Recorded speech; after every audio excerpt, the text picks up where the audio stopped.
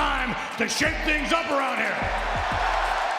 What is going on, guys? It is Wrestlelamia here, back with another video. Now, this year's 2020 draft will begin soon, beginning with the 9th October SmackDown and then continuing at the 12th October Raw. So fans are curious as to who will get drafted from one brand to another. While you can be certain the WWE will make some meaningless trades, there are some trades that are essential in order to save or restore wrestlers' careers. But whose career needs saving or a little bit of rejuvenation? Join us now as Wrestlelamia looks at 12 trades that desperately need to happen in the WWE Draft. Be sure to subscribe and hit that notification bell for daily wrestling videos and follow us on Facebook for exclusive lists.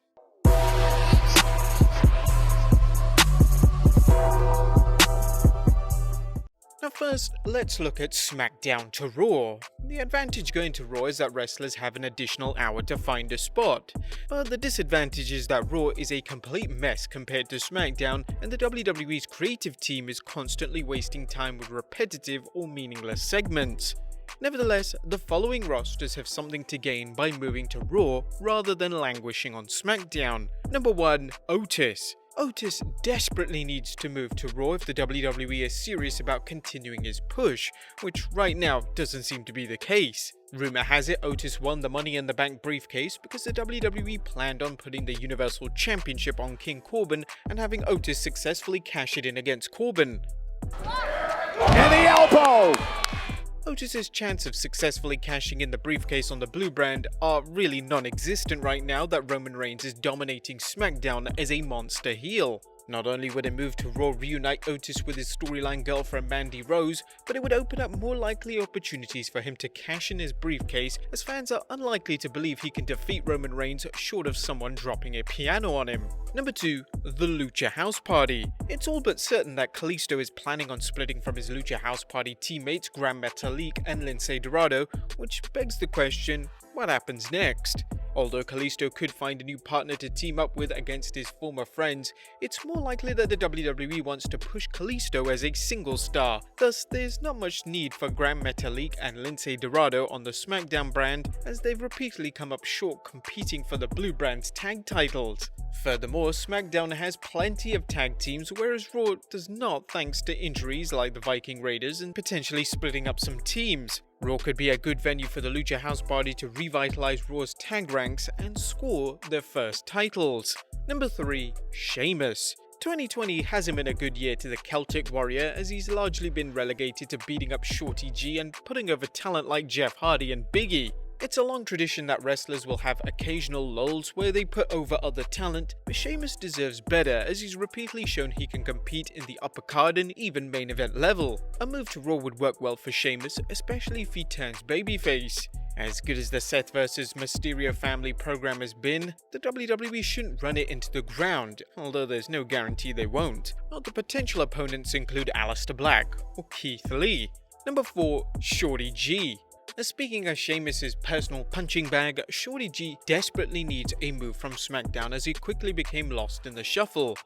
While there's a good chance he'll get lost on Raw, the character does have some comedy potential and they might try using him as a foil for 24/7 champion R-Truth. Shorty can even find a spot on Raw Underground as a gutsy underdog, at least getting some television time as opposed to his current role of the Invisible Man on SmackDown. Number 5. Naomi. Former Funkadactyl and two-time SmackDown Women's Champion Naomi's 2020 Royal Rumble return was met with great fanfare as she lasted an incredible 22 minutes before her elimination by Shayna Baszler. Fans were eager to see Naomi competing at a high level, but after dropping 2 matches on SmackDown Women's Champion Bayley, Naomi all but disappeared, leading to fans starting the Naomi Deserves Better hashtag on Twitter. The WWE is obsessed with focusing the entire SmackDown division around Bayley vs Sasha Banks, and it's unlikely Naomi has a chance of doing anything on Friday nights.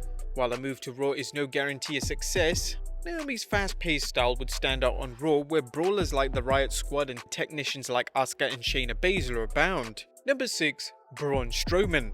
Although there's been talk of the Monster Among Men being used on SmackDown to help put over rising stars like Big E, it's difficult to picture Strowman putting anyone else over without destroying his reputation as a monster. They would be wiser to send him to Raw, where he could anchor Raw Underground as the Fight Club's champion, title or no title. But to put it bluntly, who does Strowman fight after putting over Big E? Matt Riddle? At least Raw Underground gives him a chance to beat up people and break things, two skills he's mastered over the last few years. But that was SmackDown to Raw. Let's now move over to Raw to SmackDown. Now, although SmackDown offers less time to compete, the following superstars would be a good fit for the blue brand and could fill in some much needed spots. Number 1. Andrade. With Vince McMahon constantly changing his opinion on Andrade's push, it's difficult to tell what the future holds for this talented performer. Given the proper push, Andrade could be everything the WWE had hoped to get with Alberto Del Rio. Andrade has Del Rio's talents and he has considerable more personality, as well as better behavior backstage. As good as Del Rio was, there was something lacking, and as we've seen, his backstage problems were just a harbinger of more bad things to come. Although they seem to be setting things up for an Angel Garza vs Andrade feud, that's unlikely to happen anytime soon in light of the Lethal Lotharia's injury at Clash of Champions. A move to SmackDown would be good for Andrade, as he could be inserted into programs with any number of opponents, including Jeff Hardy, Big E, Daniel Bryan and Matt Riddle. Turn Andrade face and he has even more, including Sami Zayn, King Corbin, AJ Styles, The Miz and John Morrison. Number 2. Billie Kay. Although it's too early to tell if the WWE is serious about pushing former Iconics members Peyton Royce as a Raw singles star, it's clear the WWE has no role for her tag team partner Billie Kay on Raw. Like Royce, Kay is an untested talent as a single star on the main roster, but she does have potential, especially when it comes to generating legitimate heel heat. A SmackDown switch could lead to a team with Lacey Evans, as both play snobbish characters to perfection. Well, sweetheart, things are gonna change, and I'll leave it at that. A singles career is risky because of the blue brand's focus on Bayley and Banks, but it may be the only opportunity Kay has right now, short of the WWE reforming the Iconics, which wouldn't be a bad idea. Number 3. Brock Lesnar. There's absolutely nothing for Brock Lesnar to do on Raw anymore when he comes back, particularly if the WWE takes the WWE Championship off Drew McIntyre in the near future. At this point, it's unlikely we'll see the Beast Incarnate return anytime in the near future unless they are able to resume pay-per-views with paying fans. When that does happen, Lesnar needs to return to SmackDown, where he has two potentially huge programs awaiting. The first is a new program against Universal Champion Roman Reigns, whose alliance with Lesnar's former advocate Paul Heyman could make for some definite drama. It would also add a twist on Lesnar and Reigns' previous feud, as Reigns is a ruthless heel now, and there's no telling what lengths he would go to in order to defeat Lesnar. And if they're wise, they would keep Lesnar as he is without turning him babyface, leaving the fans to enjoy a battle of two badass heels. Lesnar's second dream opponent would be The Fiend, a matchup the WWE hasn't even hinted at, but one that fans speculated on ever since The Fiend's debut. Although two opponents may not seem like much for Lesnar, fans have to remember that Lesnar's appearances are still limited, and a feud with either performer could be stretched out for several months. Number 4. Keith Lee. There's no denying that Keith Lee received a big push as soon as he debuted on Raw, but they seem perplexed about how to push him. Rumor has it that Vince McMahon wants to turn him heel, but that's no guarantee considering McMahon's frequent rewrites and changes to wrestlers' pushes. The big question to ask is who Lee could face on Raw, either as a heel or babyface. As a heel, he has a chance to battle Drew McIntyre, something they seem to be setting up. On the other hand, his options as a babyface seem rather limited, as he's already battled Randy Orton, and a series with Seth Rollins seems too much of a clash in styles. What they need to do is draft Lee to SmackDown, where he has a wider range of opponents, whether he works as a heel or a face.